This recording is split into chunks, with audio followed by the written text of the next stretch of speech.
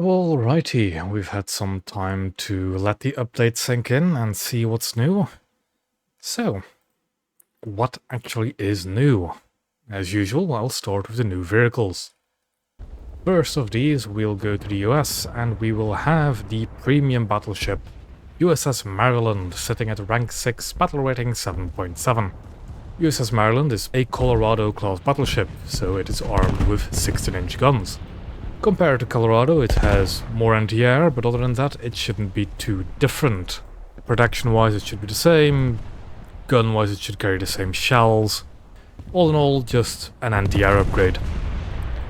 As with Gneisner and Sevastopol last update, I don't really recommend you buy these, as at €80 they are incredibly expensive for what is an okay ship that might face the 8-7 monsters. So yeah, if you want it or not, that's up to you, but I would not recommend it. Going on to the other American Blue Water edition, we have the USS Charles F. Adams, sitting at rank 4 at a battle rating of 5.3. It is the first missile destroyer for the Americans. Charles F. Adams carries the same RIM 24s that we're used to on the Douglas, but a whopping 42 of them. Compared to Bravi, the Russian missile destroyer, the missiles on the Charles F. Adams are a bit slower, but a bit more agile in my experience.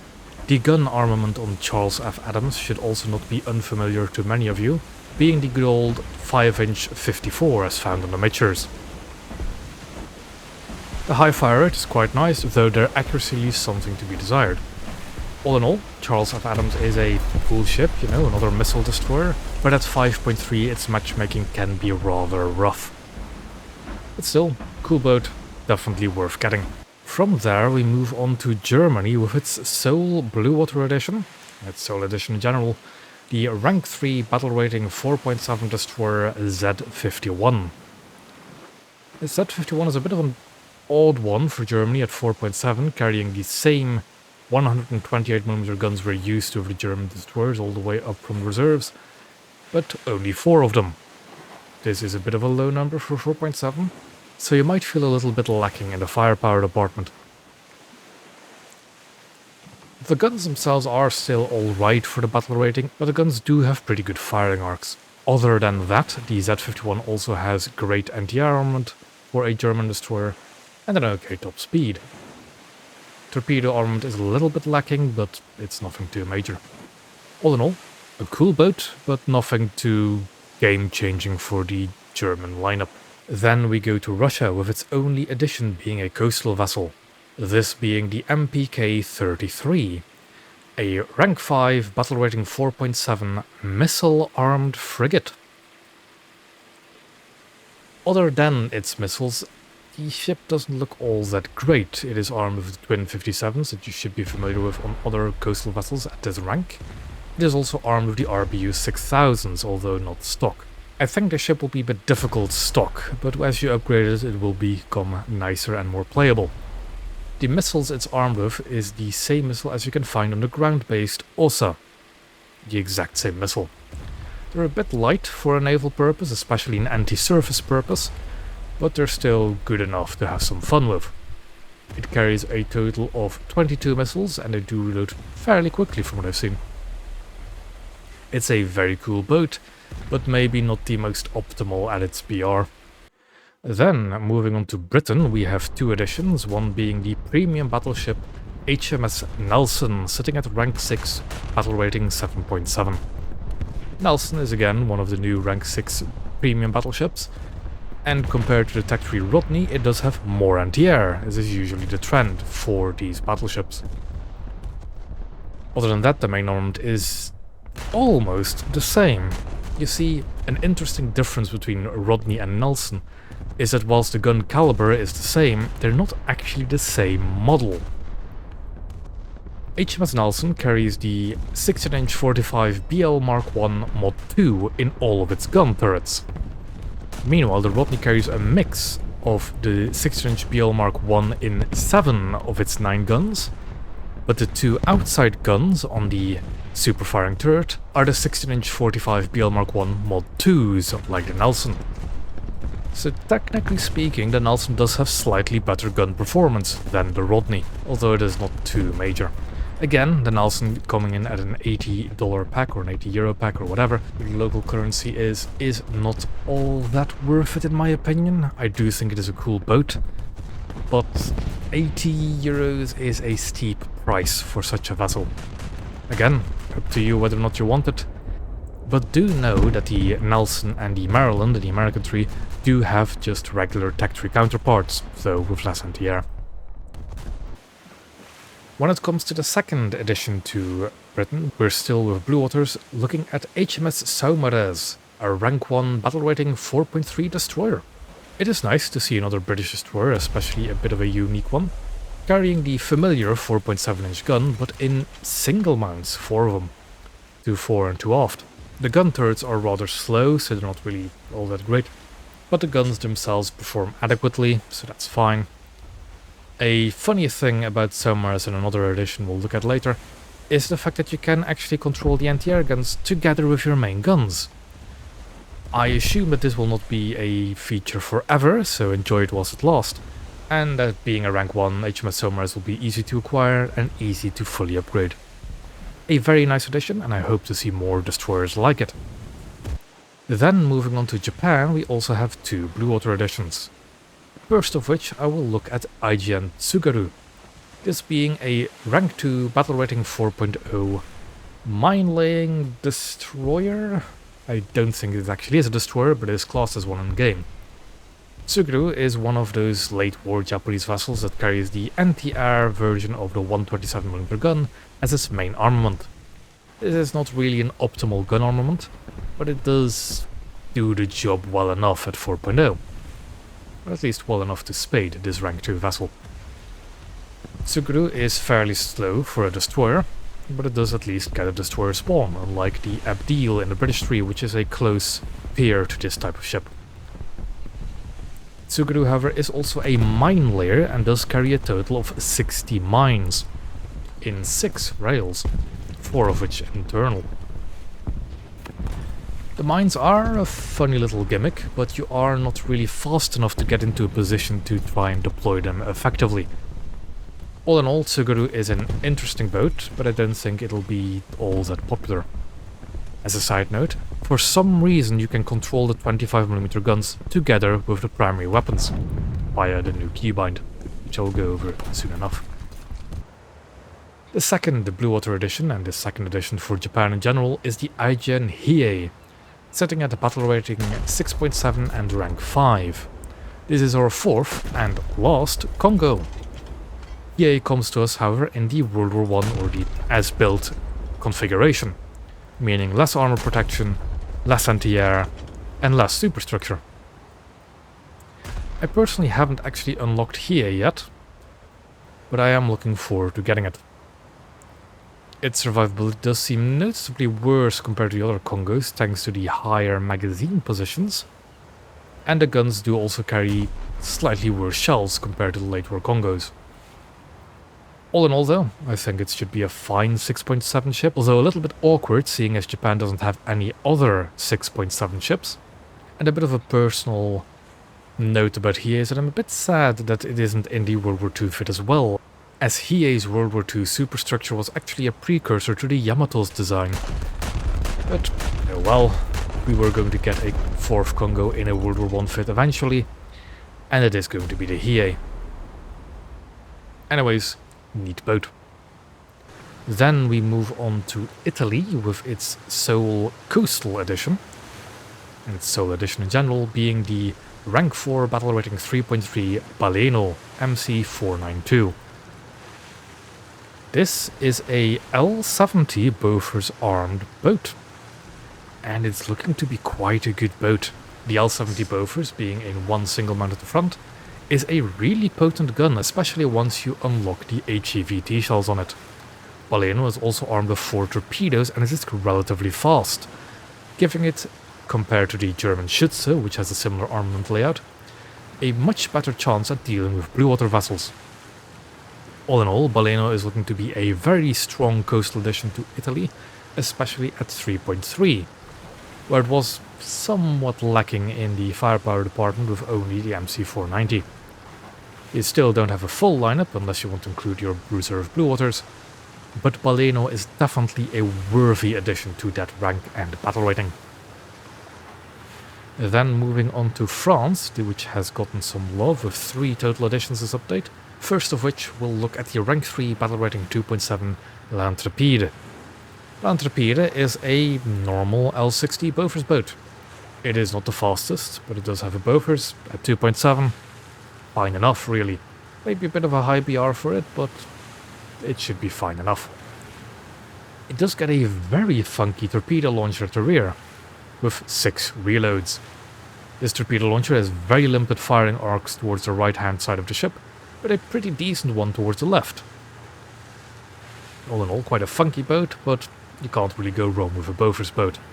Then we get to one of the strongest coastal additions for France, the Marne class Aisne, a rank 3, battle rating 3.3 premium. I don't think I have to introduce this vessel too much, as many of you that have played its battle rating with coastal vessels should know that the Marne is a very strong vessel, and having a premium one available for GE is definitely a strong addition to the French coastal lineup. Now being able to field the Aisne, the Marne, and an Amiens or Arras in a full lineup. Aisne, much like the Marne, gets a coastal spawn, and its guns are quite dangerous. However, what the Marne gets in 265s, the Aisne gets in the much worse 2 3-pounder guns. These guns can be pretty much ignored as a useful armament in my opinion, so the Aisne does actually have a lesser armament than the Marne, but it's still very much a incredibly solid premium pick if you want to grind French coastal. Then moving on to the last ship edition for this update and the only French Blue Water edition, we go to rank 4, battle rating 5.7 with the Gloire. The Gloire is another French light cruiser in a similar vein to the Libertin or the La Galissonière. The strength of Gloire is its increased reload rate and even more anti-air guns. Gloire being a 5.7 does give you a bit of a better lineup now at 5.7 with the Galissonière, Gloire and potentially Dupleix, but I'm not really that familiar with Dupleix. I'm not going to complain about more French light cruisers, though I'd really wish we'd get the Dutch light cruisers at some point. Gloire in no way, shape or form is copy-paste compared to the other French cruisers. It does have its own benefits, strengths and weaknesses. But it is the third ship of its layout, of its style, and it is getting a bit samey for France.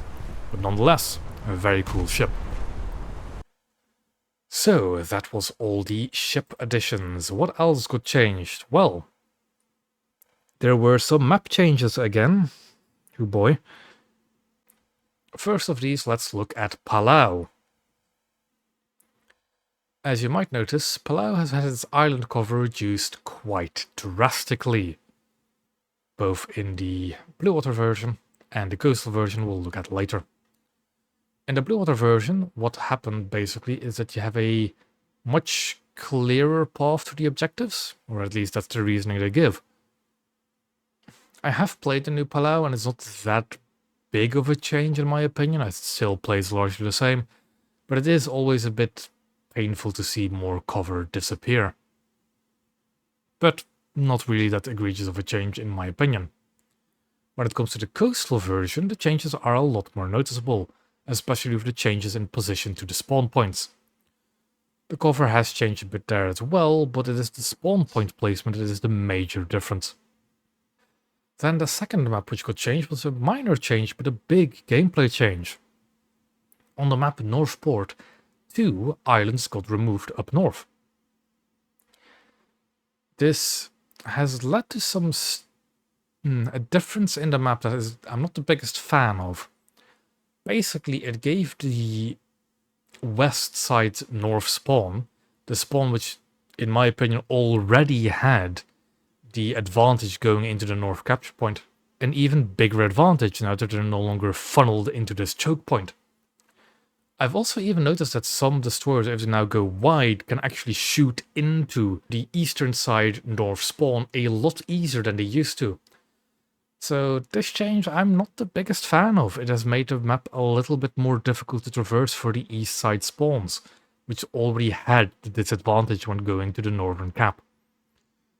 So why this change happened, I'm not too sure of, and I'm not the biggest fan of it, but well, it's here to stay, I guess.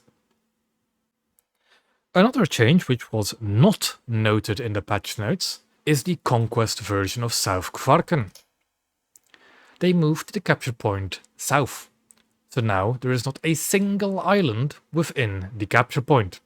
So first they nuked all of the island cover on the south of the map, and now they just moved the capture point so there is no more island cover within it. Why? What's the point of having this version of South Kvarken if you do not want us to be in the cover and contribute to the objective? You know what this has led to, from my own observation, is that both teams will have players sitting behind the cover because you still spawn really close to the island cover, but no longer being able to contribute to the actual objective. So you have people just sitting behind islands in their spawn, trying to shoot at people, not actually winning the match. What's the point? Why was this done? Why not just remove it if the map does not fit this game mode? Well, it's naval map changes, I guess. Always very questionable, especially when they're not mentioned in the patch notes. Anyways, other than this, what else got added? So a very big quality of life improvement is the option to control your main and secondary weapon groups together is now a keybind instead of an option you had to toggle in your options. So now you can, in the midst of battle, on the fly, select whether or not you want your secondaries together with your primaries or not. This is a really nice keybind, and it should have been added much earlier. But I will not look a gift horse in the mouth and be grateful about this change. Anyways, then what else did we get? So they added this new UI element, which I genuinely do not understand the point of. They added a UI element where if you penetrate the main armored belt of a battleship or other capital ship, you will now get a citadel hit sound effect and little icon appear. The problem I have with this little HUD icon is that it doesn't actually give you any more useful information than you already had. In my opinion, since that the hit cam is always visible in the top right, after every salvo you can see exactly where your shells landed, exactly what they did, if they overpanned, if they non-panned, and exactly where it happened. So why add the citadel penetration indicator when it is not tied to any damage done, because that's the other thing. This will just confuse people who come over from World of Warships. Although by the time you get to battleships you should be a bit more familiar with the damage system. Because in World of Warships, citadel hits are associated with more damage done. That is how that mechanic works in that game. Citadel hit is critical damage. But that is not necessarily the case in War Thunder. You can have a salvo not penetrate the citadel and do like 15-20% crew damage because you're hitting turrets, you're hitting crew compartments outside of the citadel. You're doing like 10-20% crew damage. And then you can have a citadel hit which hits an already saturated area and does 0 crew damage, but for some reason you'll get the HUD UI element. During the death server, I even managed to get a engine hit on the test sail Westfalen, the test sail of the Yamato, and that was not a citadel hit, because I didn't hit the main armored belt, but still got the engine knocked out, because the main armored belt on a World War I dreadnought can be really thin sometimes. And then my follow-up salvo that did get a quote-unquote citadel penetration only did 3 or so % crew damage. So what signals are you trying to send with this HUD element? What is the purpose of it? The only purpose I can see in it is that it does tell you whether or not you can penetrate the thickest armor of the target you're shooting at. So it will give you the hint of, aha, I can pan his citadel, which I guess is useful, but that is already information you should have been able to get from the hit cam in the top right. And now we're just getting another element that is very World of Warship-esque. Why? I don't get it. So yeah, that's a change, an addition I don't get, but there it is. Outside of these major changes, that's really about it for the major stuff. You have a bunch of other changes, of course, which I'll show on screen right here.